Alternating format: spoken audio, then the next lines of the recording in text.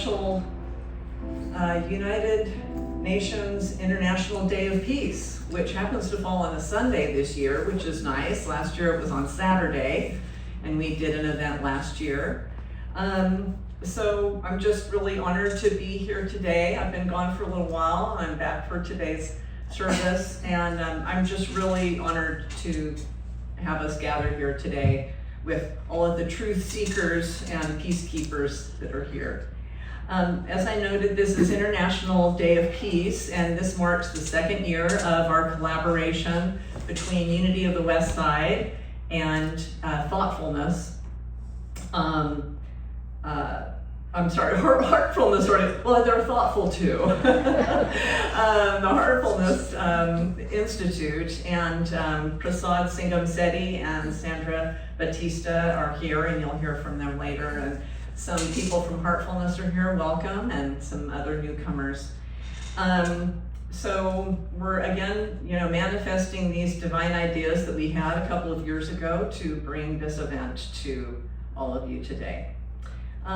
Prasad, would you like to come up and light our peace candle, please?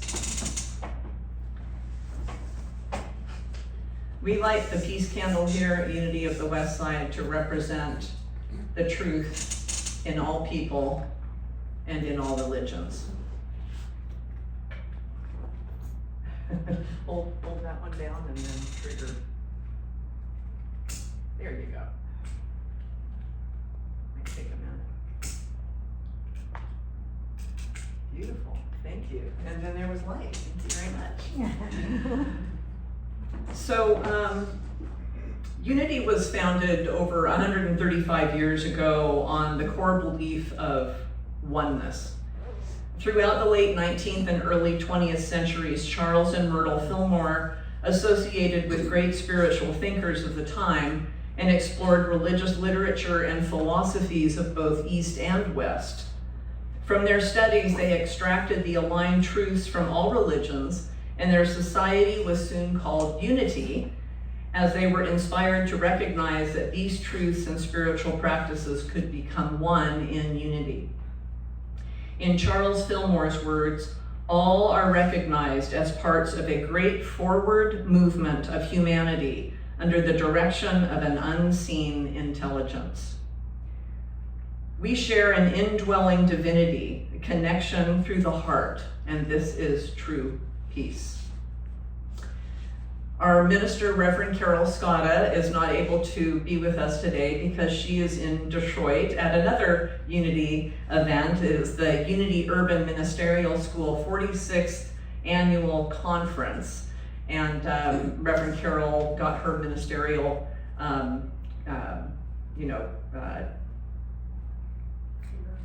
thank you. Her ministerial, I was going to go like this, but that's all right, through the urban school. So Unity has a number of different ministerial schools, certification and licensure, that's what I meant to say.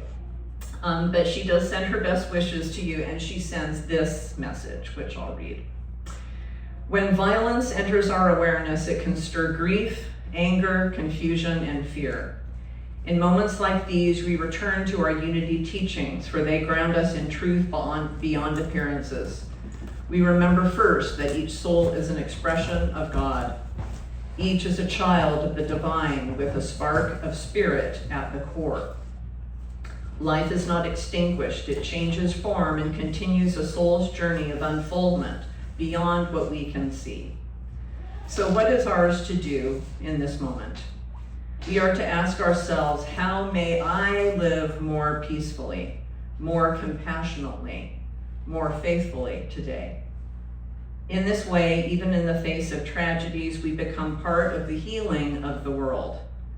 Friends, let us hold to the vision of peace, affirming together, there is one life, one love, one power, God the good, omnipotent. And in this presence, we are all one, and so it is. So my final sharing is an excerpt from a book called, a magazine called Creative Thought. And this was from a publication in August of 1964. It is by Lola Pauline Mays, and it's called Today is a Day of Peace. A heavenly peace flows over me, not because of me, of what I have done or have not done, but because I have turned to God, my Father, who is the Prince of Peace. In this moment, I am lifted into the divine realization and see the truth about myself, my family, my neighbor, and my country. I realize that God within me, as intelligence, can clear my way as my mind remains in a state of peace. I no longer fight a battle of appearances because I have accepted victory from within. In this calm trust, I am awakened to the truth that all God can do for me must be done through me. This stabilizes my mind, and my answer is assured. Every day I seek to realize more fully the meaning of my peace I give unto you, because in such moments I see that my quest is answered and my prayer is finished. I thank God my Father today for inner peace. And with that, I would like to say a brief prayer and share the daily word. And then we'll have some special music from Tim. So let's all just become still for a moment.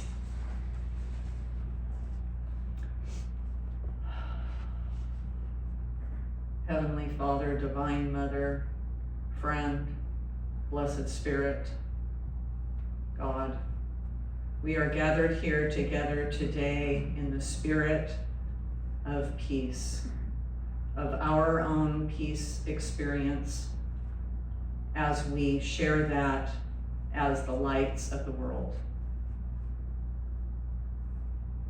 We quiet our minds and our hearts and know that all is well. That with each breath, we are breathing a perfect life, perfect love, and perfect substance. We affirm and declare this peace fills every cell of our being and radiates out to others, to each other, within this sanctuary and out beyond these doors, as we bring this peace with us in every moment, with every breath, and know that all is in divine order.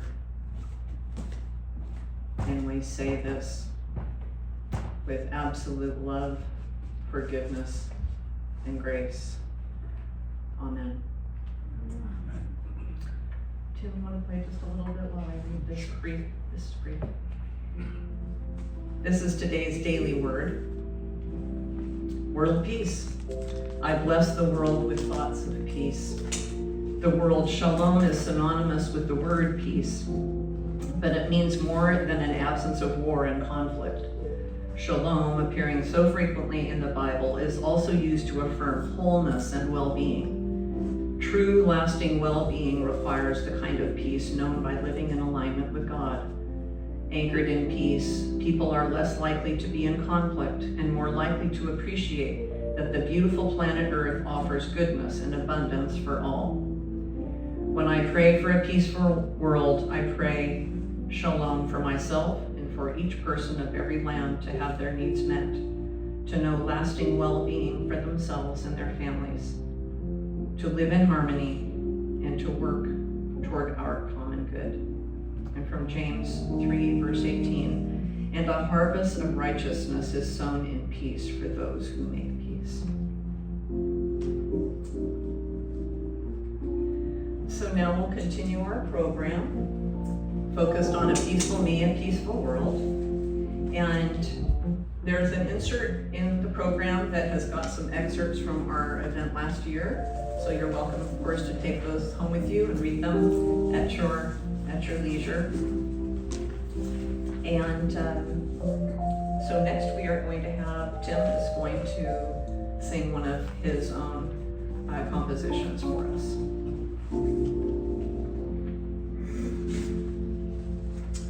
I actually wrote this song back, I think, it seemed like the world was kind of falling apart, I think, during COVID. And I used the word, in the first line here, I used the word hate, because a lot of people use that word. We say way too much. We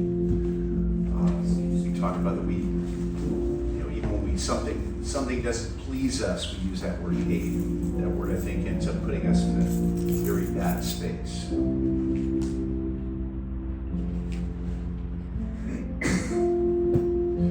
You may hate the ones I love, just the color of my hair. Don't like my faith, or how I vote, even the clothes that I wear. But don't let your feelings bind you. The truth will set you free. If we want peace on earth, sweet darling, it's got to start with you and me. We're in this world together. Open your heart and try to see. If we want peace on earth, sweet darling, it's got to start with you and me. True peace will only come from love, and won't insist on its own way. Until we're kind and patient, we'll never live to see that day. Don't let your feelings blind you. The truth will set you free. If we want peace on earth, sweet darling, it's got to start with you and me. We're in this world together. Open your heart and try to see. If we want peace on earth, sweet darling, it's got to start in you and me. You say that your way is better. I'm sure it might be for you. But my perspective might be different, and that has value too. So don't let your feelings blind you. The truth will set you free. If we want peace on earth, sweet darling, it's got to start in you and me. We're in this world together. Open your heart and try to see. If we want peace on earth, sweet darling, it's got to start in you and it's got to start in you and it's got to start in you and it's got to start in you and it's got to start in you and me.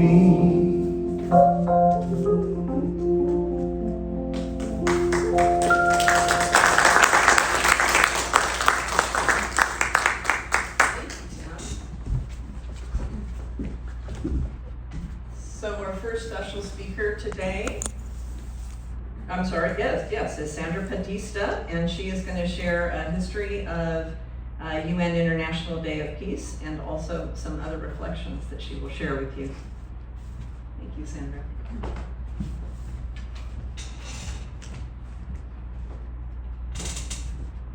Each year, on the International Day of Peace is observed around the world on September 21st. This day is to be devoted to strengthening the ideas of peace both within individuals and among all nations and peoples. The International Day of Peace was established in 1981 by the United Nations General Assembly.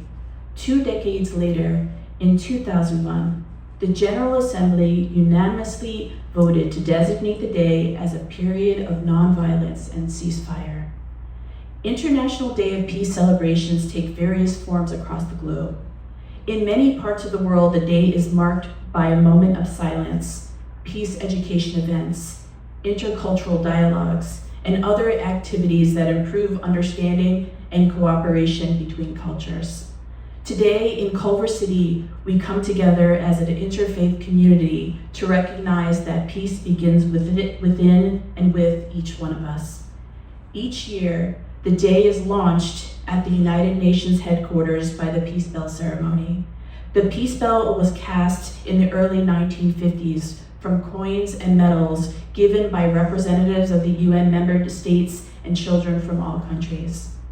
This year's theme is Act Now for a Peaceful World, stressing that we have both urgency, agency, and personal responsibility to cultivate peace. A culture of peace is to be cultivated within our hearts, minds, and communities across countries and generations. We are one in peace. I am deeply grateful to be able to share some Won Buddhist reflections on peace. We asked my son's Buddhist teacher, Reverend Won Gong, from the Won Buddhist Temple in Chapel Hill, North Carolina, to share her reflections on peace with us. With her blessings, I share the following excerpt from her talk given on Christmas Eve 2023. All beings are mutually interdependent in every direction, in every realm of space and time. In order to hold a vision of peace on earth, we need to deeply understand how we are truly interconnected. We are interconnected from continent to continent, from country to country, from ocean to ocean, all around the earth, from earth to earth, from sky to sky, all around the universe. We are interconnected from energy to energy, from thought to thought, from intention to intention, from action to action, within the physical world, within cyberspace. We are interconnected from yesterday to today, from today to tomorrow, from generation to generation. We are interconnected. So may we continue to chant peace on earth. May we continue to pray for peace on earth again and again. May our intentions and hopes ripple through our hearts and out into the world. With this understanding of interconnectedness, let us believe in the power of our minds to create peace on this earth. When the world seems weary and exhausted, let's not give up. Instead, let's keep fanning the inner and outer light of peace. In Won Buddhism, one truth of interconnectedness is expressed through the grace of fellow beings. Our sculpture book describes it in this way. Scholars and teachers study and research so they can educate us in all types of learning. Farmers plant and raise crops to provide materials for our clothing and food. Artisans provide us with shelter, necessities, and beauty. Merchants bring comfort and convenience to our lives. Animals and plants nurture our well-being. Beyond these traditional classifications, there are many layers of mutual life-giving support that we receive and give to each other and to the world we live in. Are we aware of these interconnected graces? Please take a moment and consider yourself. Is there anything you alone can create from scratch? Can you possibly conceive of how many minds and hands work to create the clothing you wear, the chair or mat you sit on, the mobile phone you use every day, the room providing you shelter? A very powerful way to return our gratitude to fellow beings is through seeking mutual benefit in our everyday activities. We can purchase items from companies who abide by ethical business practices and offer fair trade options. We can promote environmental healing and social justice. We can practice random acts of kindness and offer smiles to strangers.